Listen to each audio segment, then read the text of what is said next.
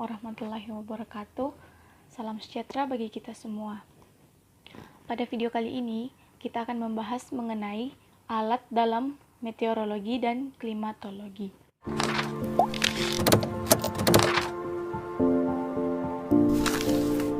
Yang pertama adalah Ganbelani.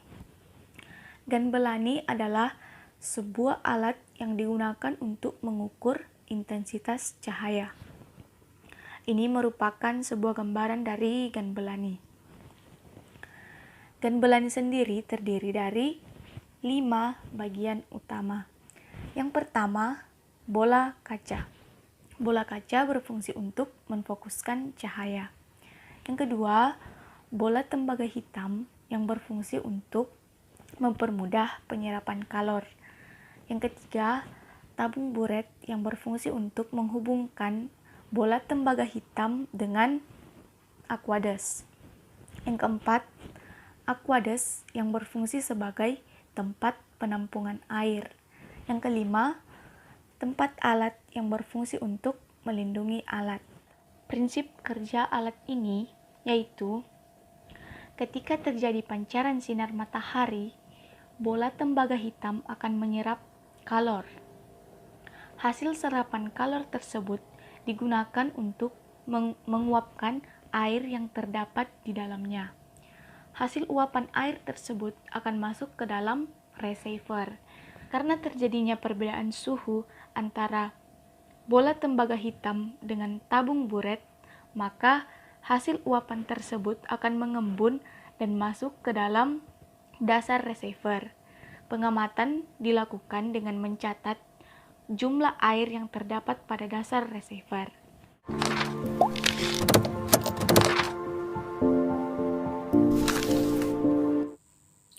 Yang kedua adalah Campbell Stock.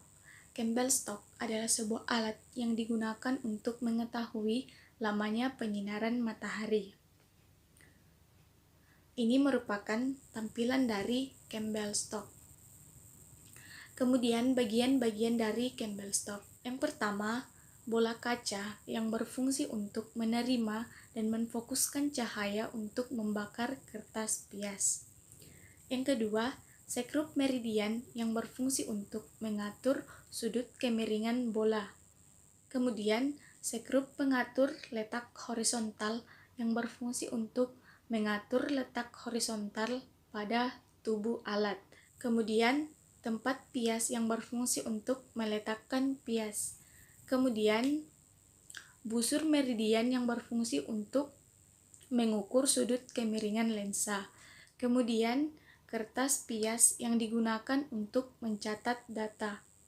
Dan yang terakhir, yaitu papan skala yang berfungsi untuk membaca data. Prinsip kerja alat ini, ketika terjadi penyinaran matahari, sinar matahari akan jatuh pada bola kaca. Penyinaran tersebut akan difokuskan pada kertas pias sehingga kertas tersebut dibakar. Penyinaran matahari dari timur ke barat yang disebabkan oleh gaya rotasi bumi menyebabkan pergeseran pada kertas pias. Pengamatan dilakukan pada pukul 6 sore pada waktu setempat. Pengamatan dilakukan dengan mengangkat kertas pias yang telah terbakar kemudian diganti. Kertas pias tersebut kemudian dibaca oleh papan skala untuk mengetahui lamanya penyinaran matahari.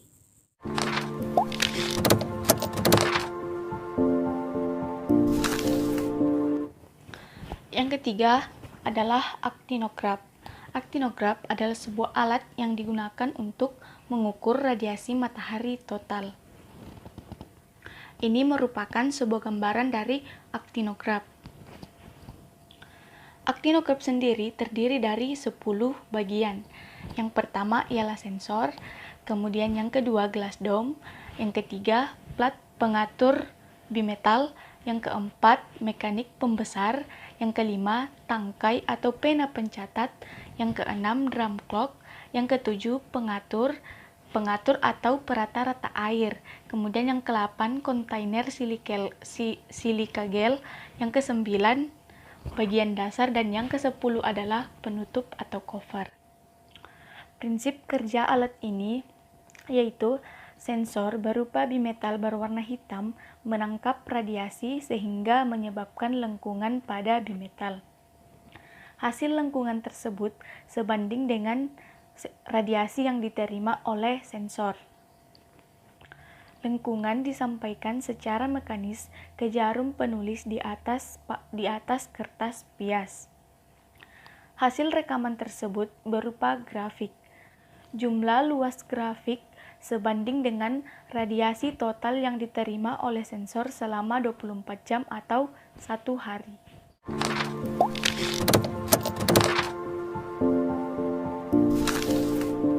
Yang keempat adalah cup anemometer. Cup anemometer adalah sebuah alat yang digunakan untuk mengukur kecepatan angin. Cup anemometer sendiri terdiri dari 3 bagian utama.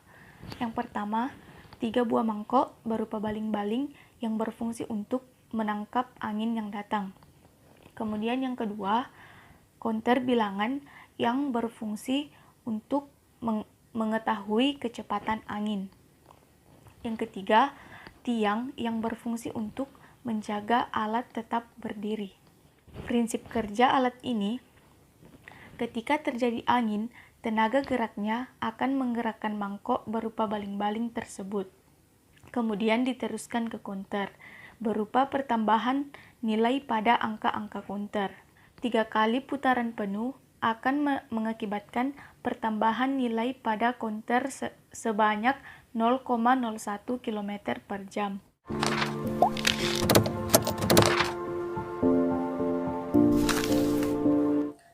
Yang kelima, termometer tanah.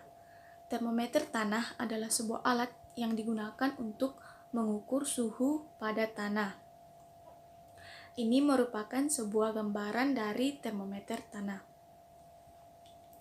Termometer tanah sendiri terbagi menjadi 2 macam, yaitu termometer tanah pada tanah gundul dan tanah yang berumput. Satu set termometer terdiri dari 7 termometer. 5 diantaranya merupakan besi penyangga yang mempunyai kedalaman berbeda-beda, yakni 0 cm, 2 cm, 5 cm, 10 cm, dan 20 cm. Kemudian, 2 diantaranya merupakan pipa pelindung yang mempunyai kedalaman 50 dan 100 cm. Prinsip kerjanya sama dengan termometer bola kering, hanya saja pada termometer tanah, sumber kalornya berasal dari tanah.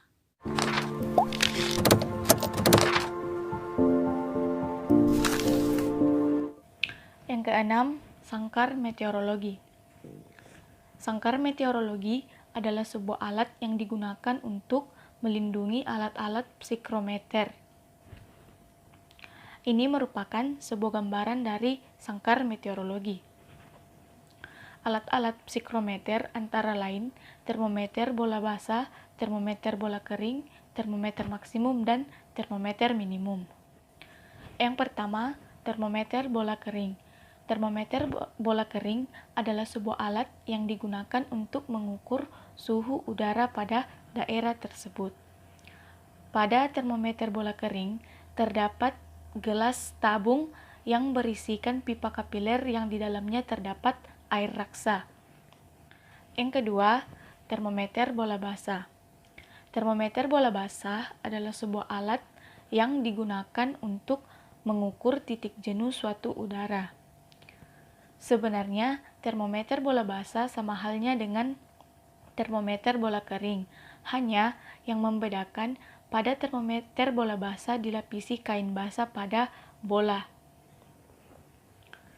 Yang ketiga, termometer maksimum. Termometer maksimum adalah sebuah alat yang digunakan untuk mengukur suhu tertinggi pada daerah tersebut. Sebenarnya, termometer maksimum sama saja dengan termometer bola kering. Hanya saja pada termometer maksimum terdapat celah yang disebut constriction. Kemudian, Yang keempat, termometer minimum. Termometer minimum adalah sebuah alat yang digunakan untuk mengukur suhu minimum pada daerah tersebut.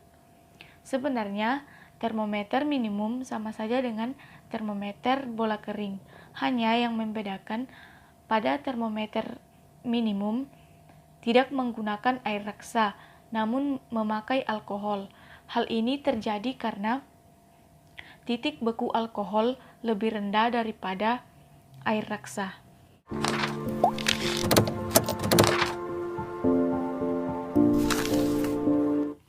Yang ketujuh adalah alat ukur observatorium atau yang biasa disebut dengan OBS. Alat ukur observatorium adalah sebuah alat yang digunakan untuk mengukur jumlah curah hujan. Ini merupakan sebuah gambaran dari alat ukur observatorium. Kemudian, bagian-bagian dari alat ini. Yang pertama adalah mulut corong yang berfungsi sebagai tempat masuknya air. Kemudian, yang kedua adalah penampung yang berfungsi untuk menampung air sementara. Kemudian, yang ketiga adalah keran sebagai tempat keluarnya air dari penampung. Kemudian yang keempat, gelas ukur yang digunakan untuk mengukur jumlah curah hujan. Kemudian yang kelima, kaki dan dasar alat yang berfungsi sebagai penyangga dari tubuh alat. Prinsip kerja alat ini, air yang jatuh ke permukaan tanah akan masuk ke dalam mulut corong, kemudian diteruskan melalui pipa sempit yang terdapat pada ujung corong ke dalam bak penampung untuk ditampung sementara. Setelah itu, air dikeluarkan melalui keran untuk dimasukkan ke dalam gelas ukur, kemudian diukur jumlah curah hujannya.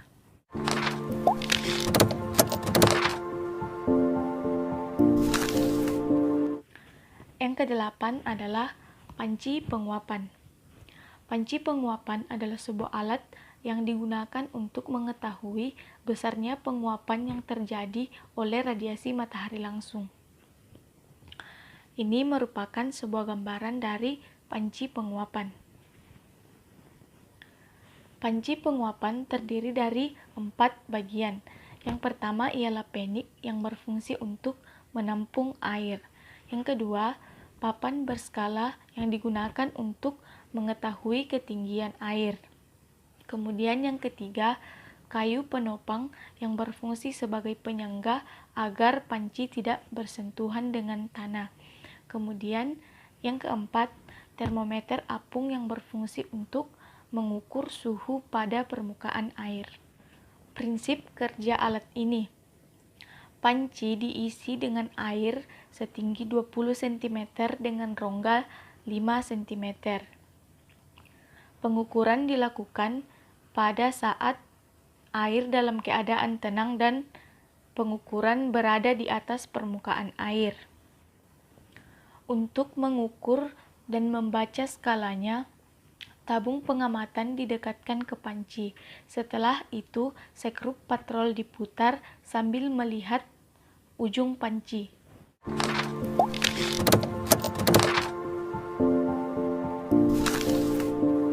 Yang kesembilan adalah alat penakar hujan tipe Hellman.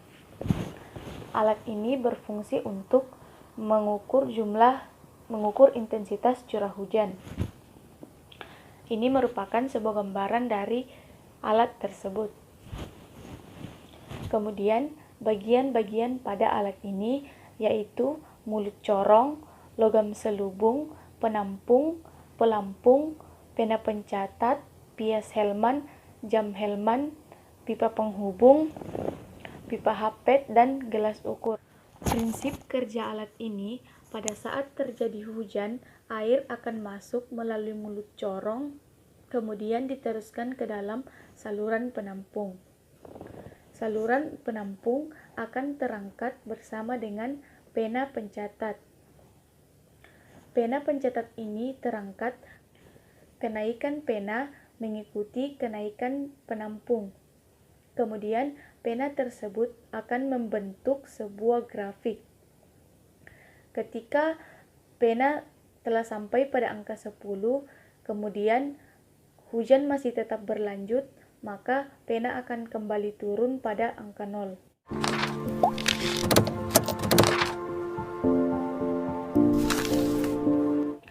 Yang ke-10 adalah ARWS atau Automatic Rain Weather Station. Alat ini digunakan untuk mengambil sampel air hujan yang akan diukur konsentrasi kimianya. Alat ini terdiri dari 2 bagian, yakni dry bucket dan wet bucket yang berfungsi untuk menampung air hujan. Kemudian, prinsip kerja alat ini. Ketika turun hujan, penutup pada wet bucket akan berpindah pada dry bucket. Begitu pula sebaliknya, ketika terjadi panas, penutup akan kembali ke tempat semula.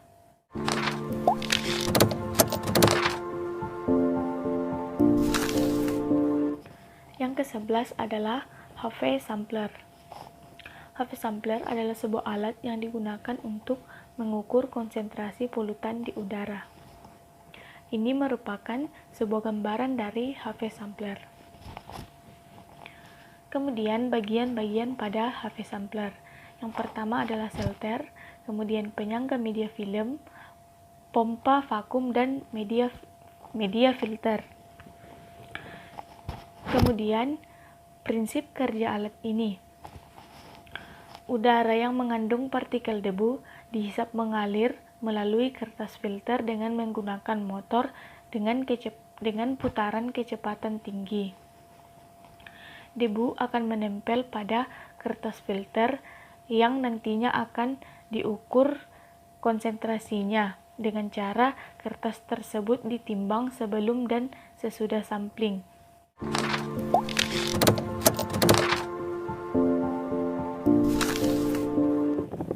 Yang ke-12 adalah anemometer.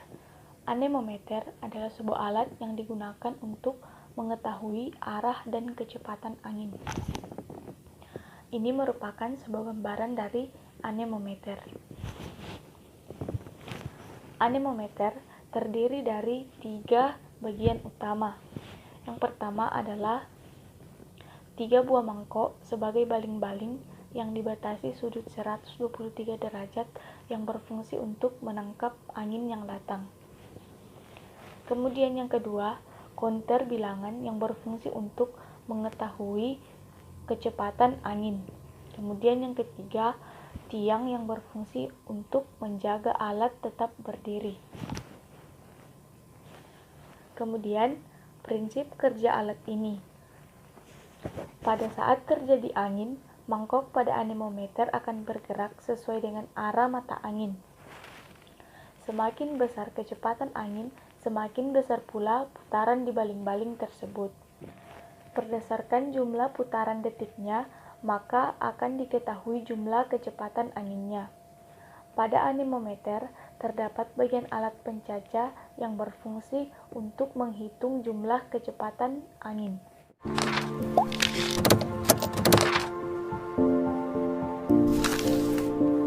Yang ke-13 adalah ASRS. ASRS adalah sebuah alat yang digunakan untuk mengukur intensitas atau besarnya radiasi matahari. Ini merupakan sebuah gambaran dari ASRS. ASRS memiliki 2 sensor, yakni sensor piranometer yang berfungsi untuk mengukur besarnya radiasi matahari, sedangkan sensor piranometer yang berfungsi untuk mengukur radiasi matahari. Prinsip kerja alat ini. GPS diinstal untuk memperoleh nilai. Alat ini memiliki jam yang dapat menyinkron otomatis dari GPS. Terintegrasi secara internal dengan elektronik uniknya dan terhubung dengan eksternal antena yang menerima waktu dan posisi signal dari rasi bintang satelit. Kemudian, data diterima dan ditransfer ke stasiun.